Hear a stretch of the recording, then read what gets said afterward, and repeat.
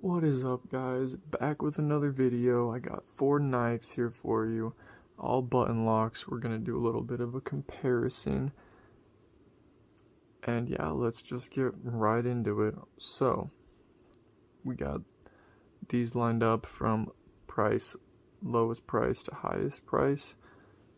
We'll start with the lowest. So this is the Orion Solaris button lock. It's also got a flipper and a thumb stud.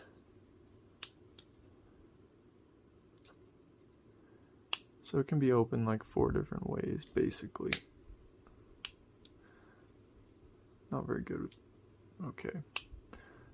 But yeah, for the price, you get, this is about $80. It comes with the G10 scales, actually upgraded, and got the carbon fiber scales, which came to about $120 in total. I like this knife quite a bit. I like the blue accents and the blue back spacer. It just looks sleek. It's got a unique design. The blade is in 14C28N, which is a good steel, comparable to D2, probably a little better. And we got the Civivi Elementum button lock with the compressed carbon fiber and the, I think it's 1095 Damascus steel. The Damascus just looks beautiful on this. The carbon fiber also looks beautiful.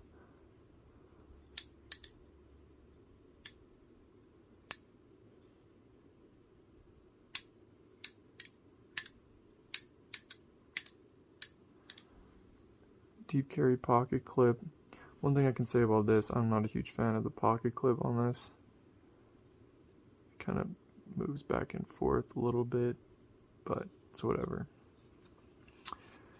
This is the TwoSun 303 button lock in M390 steel. We got the black stonewash blade, titanium with the carbon fiber inlays on the scales. The barrel spacers.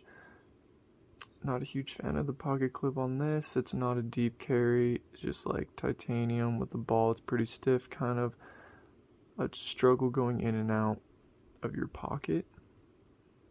Action is super smooth on this.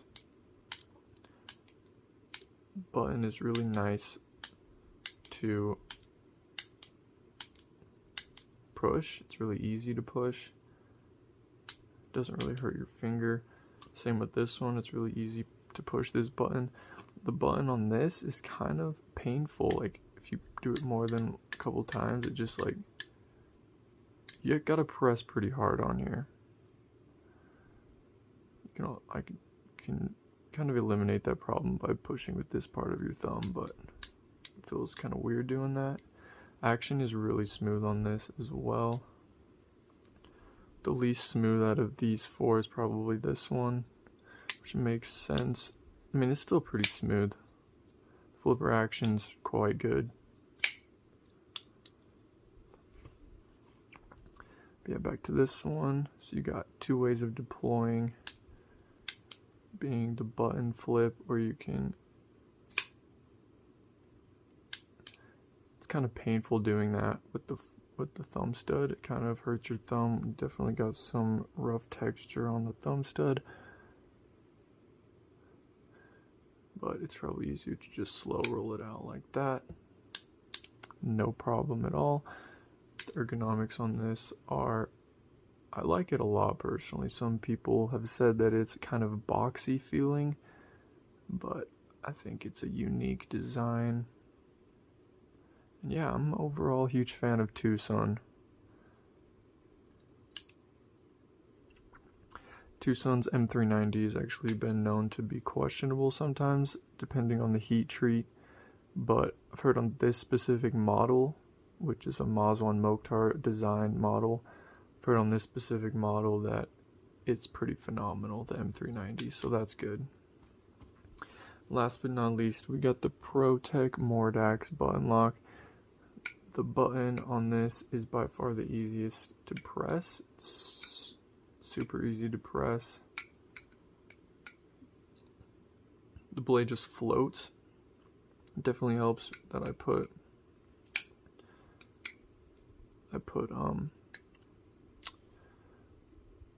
skiv bearings,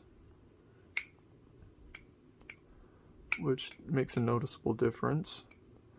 These scales are aluminum, which can be kind of prone for scratches showing up, which is not a big deal. Deep carry pocket clip. Really good design on the pocket clip, really easy to go in and out of your pocket. I really like the blue. Blue is one of my favorite colors, in case you couldn't tell. Yeah, this knife, oh yeah, blade steel is 20 CV, which is probably one of the main reasons why this is the most expensive out of these four.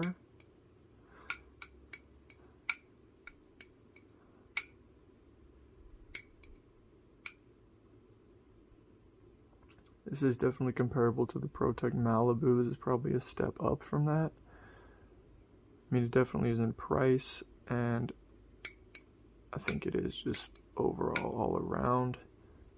Protech Malibu is also a button lock, and it comes with the spear point blade or a Warncliffe, and this is a more of a clip point type blade. So, with the scales being aluminum, it's pretty lightweight. Ergonomics are amazing. Now, and the way that the lock on this is designed, so that over time when the lock wears down from friction, like the part that goes, it's kind of hard to describe, but it gets wider and wider as it goes in, so supposedly as it wears down, the lock will just become more solid. Not that it's not solid already, like there's no blade play, it's already really solid. Metal Complex has a review on this video. He does a better job at describing how that actually works, so go check out that video if you want to learn more about that. But flipper tab action on this is quite amazing. But on all of these knives here, these three, this one does not actually really have that problem. Maybe it's because the button is so hard to push, but anyway, the problem I'm speaking of is when you press the button down too far, it creates friction on the blade, which makes it less of a smooth opening. I'm not actually experiencing it on this one right now, which is weird. But this blade has it. The more you do it, you get a feel for how much you should push the button down. So it doesn't really become a problem if you carry the same knife every day.